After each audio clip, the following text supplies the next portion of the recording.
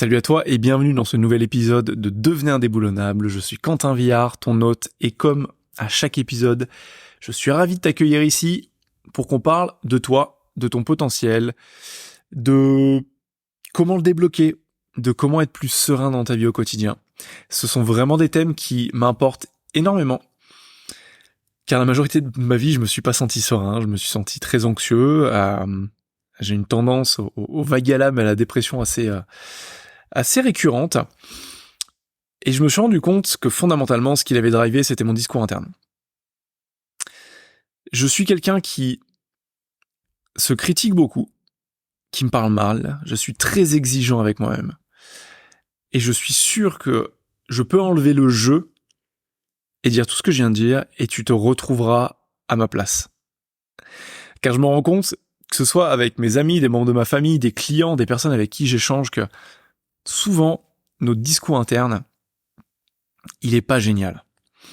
Il nous tire vers le bas, il nous culpabilise, que ce soit, qu'on se parle de manière violente ou pas, des fois c'est plus pernicieux, des fois c'est plus vicieux, mais on a souvent un discours interne qui nous dit qu'on n'est pas assez bien, qu'on n'y arrivera pas, qu'on n'est pas fait pour ça. Et fondamentalement, si t'as écouté le dernier épisode, Libère ton potentiel, l'importance d'un dialogue interne positif pour ton succès, je t'ai dit à quel point les mots qu'on utilise sont importants. Parce que notre cerveau fonctionne à travers des images. Et la manière dont on génère ces images, ce sont à travers les mots qu'on utilise. Et ce qui est intéressant, c'est que quand tu regardes les études psychologiques, elles tendent tous à montrer que un des principaux précurseurs de la dépression, un des leviers, un des facteurs les plus puissants en fait, c'est les mots qu'on utilise au quotidien, les mots négatifs, les critiques personnelles négatives qu'on met au quotidien, qu'on répète jour après jour. C'est ça, en fait, qui initie souvent la dépression. C'est un mauvais discours interne, c'est une critique interne très forte, des mots négatifs, péjoratifs, culpabilisants, qui est répété jour après jour, amplifie les images qu'on se fait dans notre esprit, et qui nous tire vers le bas, et qui amène au burn-out, qui amène à la dépression. J'ai envie de te parler de ça parce que hier matin, j'ai repris mon bouquin « Devenez indéboulonnable ».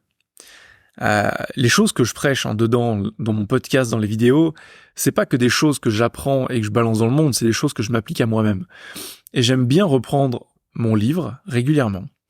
Pas parce que je suis quelqu'un de très égoïste et qui adore se lire, c'est quelque chose que je déteste, mais pour moi c'est un moyen de me rappeler ce que je prêche, de me rappeler aussi ce que j'ai dit que je devais faire, et de me l'appliquer à moi-même.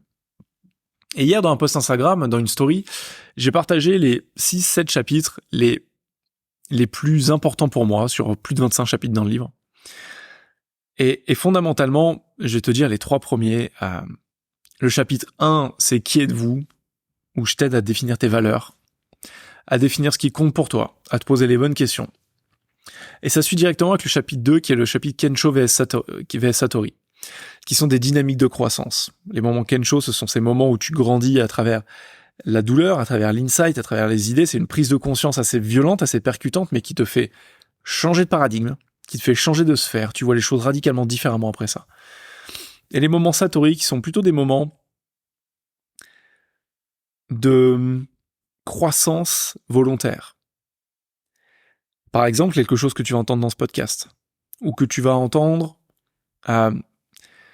dans un autre podcast, dans une vidéo, en suivant une discussion, en discutant avec quelqu'un, ou en lisant un livre, en suivant un cours ou une formation.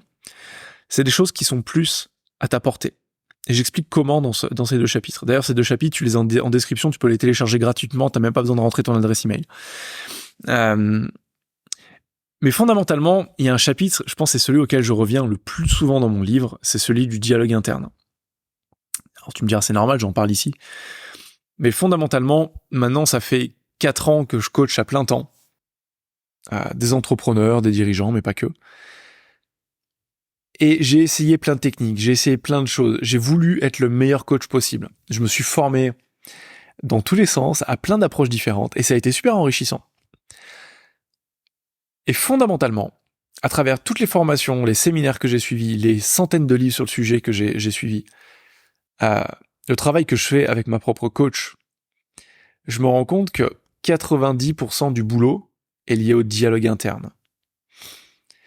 Alors ça peut paraître extrêmement simpliste comme ça, de te dire que simplement en faisant attention aux images et aux mots que tu utilises, en travaillant ta capacité à te voir, à t'observer et à t'écouter, tout changera. Ça peut paraître extrêmement simpliste, mais fondamentalement, ça veut pas dire que c'est facile. C'est effectivement très simple, mais il y a un process pour apprendre à se parler à soi, pour apprendre à se parler à ses différentes facettes, parce qu'on a tous différentes facettes, ça fait pas de nous des personnes avec un trouble du comportement ou de la personnalité multiple, ni de la schizophrénie, mais simplement on a différentes facettes. Je suis sûr que tu t'en rends compte, inconsciemment, mais je suis sûr que tu t'en rends compte. Ou des fois tu t'adresses pas au monde de la même manière, tu n'interagis pas avec le monde de la même manière en fonction des personnes avec lesquelles tu es, tu ne parles pas de la même manière. C'est pas la même facette de ta personnalité qui s'exprime.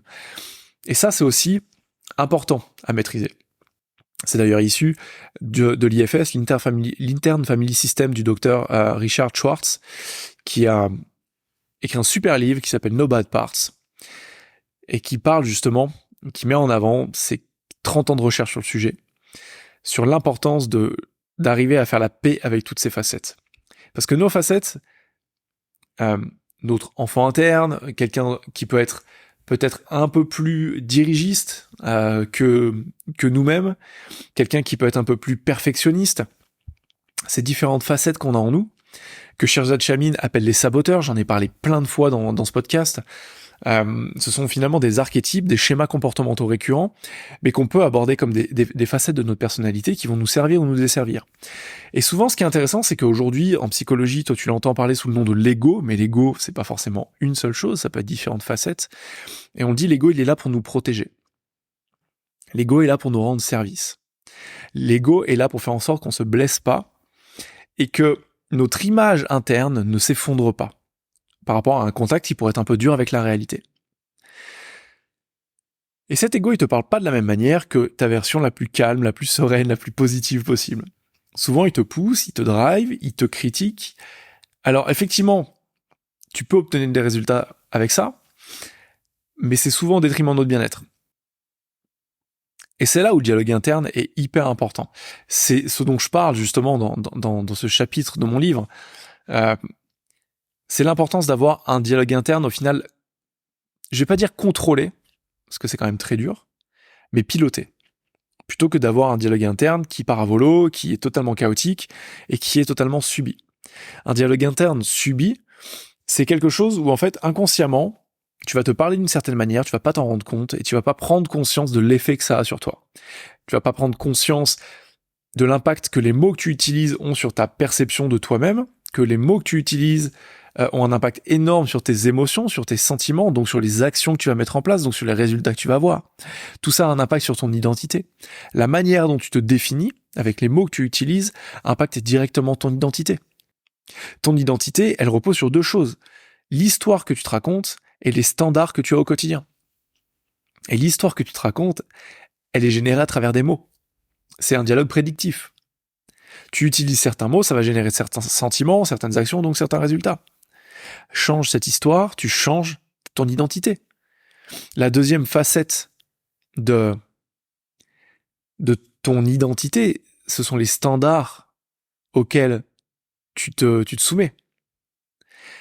Les choses, les valeurs qui importent pour toi plus que tout. C'est ta philosophie de vie, en fait. Et cette philosophie de vie, ces standards, ces valeurs, une nouvelle fois, ce sont des mots que tu utilises. Et la manière dont tu vas leur donner vie au quotidien, ça va être une retranscription directe de ton environnement interne.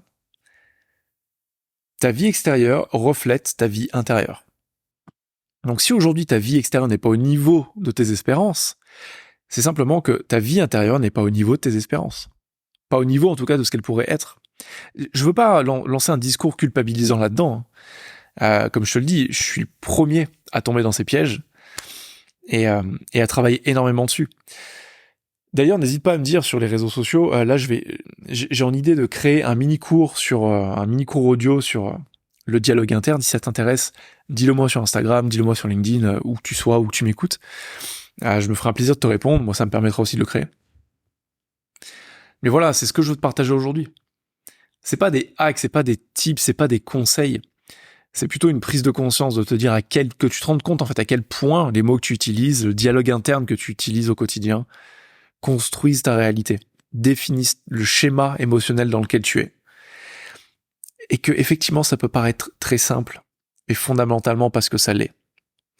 J'ai rendu les choses extrêmement complexes dans mon approche du coaching, dans mon approche même pas du coaching, mais de ce qu'est la vie en général et de comment l'améliorer, comment développer notre potentiel. Les dernières années, j'ai rendu les choses très complexes. Et aujourd'hui, les choses me paraissent extrêmement simples. Mais fondamentalement, je pense que c'est comme ça partout.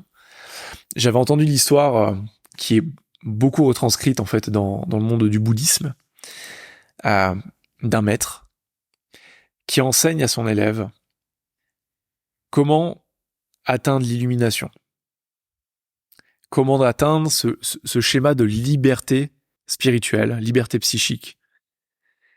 Et il le fait pendant des années, à lui apprendre avec beaucoup de rigueur, des écrits, des textes, des actions à mettre en place, un schéma de pensée. Et quand l'élève est prêt, des années plus tard, le maître lui révèle la vérité ultime qui lui fera atteindre l'illumination. Et à ce moment-là, l'élève explose de rire, en disant « Mais c'est ça en fait, c'est si simple que ça ». Et à ce moment-là, il y a cette espèce d'euphorie qui prend le relais, de se dire « Mais oui, en fait, c'est si simple que ça ». Mais si son maître lui avait dit dès le début cette vérité, avec, dans le carcan intellectuel que l'élève, dans lequel il évoluait, les croyances qu'il avait, sans être passé par toutes ces étapes, effectivement, la vérité aurait paru bien trop simple. Et c'est vrai dans beaucoup de choses. On est des êtres humains qui adorons créer des problèmes. On adore créer des usines à gaz. On adore surcomplexifier notre vie, les choses et le pourquoi du comment. Alors que fondamentalement, si on fait preuve de bon sens, les choses sont très simples dans la grande majorité. Il faut juste l'accepter. Et accepter que le chemin n'est pas forcément facile. C'est une distinction qui est importante. Si tu suis mon podcast depuis longtemps, mes vidéos, mes écrits, ma newsletter, tu sais que je fais très souvent cette distinction. Facile n'est pas égal à simple. Mais il y a beaucoup de choses qui sont très simples dans la vie. Par contre, il faut leur laisser le temps, il faut travailler dessus. Et c'est ce que je t'invite à faire avec le dialogue interne. Si tu as mon livre, va voir le chapitre sur le discours interne, sur le dialogue interne. Passe à l'action. Vraiment, prête attention à ça. C'est bien plus important que ce que tu ne le penses. Et en te concentrant uniquement là-dessus, je te garantis que tu feras un bond en avant en termes de développement de ton potentiel, de ton bien-être, de ton efficacité au quotidien. La manière dont tu parles à l'intérieur crée ton environnement interne et ton environnement interne crée directement ton environnement externe. Voilà, je te laisse là-dessus. J'espère que ça aura été intéressant, que ça t'aura parlé. Renseigne-toi, il y a plein de choses sur le discours interne, il y a plein de livres, il y a mon livre que tu peux avoir en description. Il y a d'autres podcasts que j'ai fait sur le sujet, si tu veux creuser. Et si jamais t'es intéressé, effectivement, dis-moi. Si tu veux que je crée ce mini-cours sur le dialogue interne, je me ferai une joie de le faire. En attendant, si ça t'a été utile, partage cet épisode, abonne-toi pour ne rien louper. Et je te dis à très vite. On se parle très bientôt dans un prochain épisode. Ciao.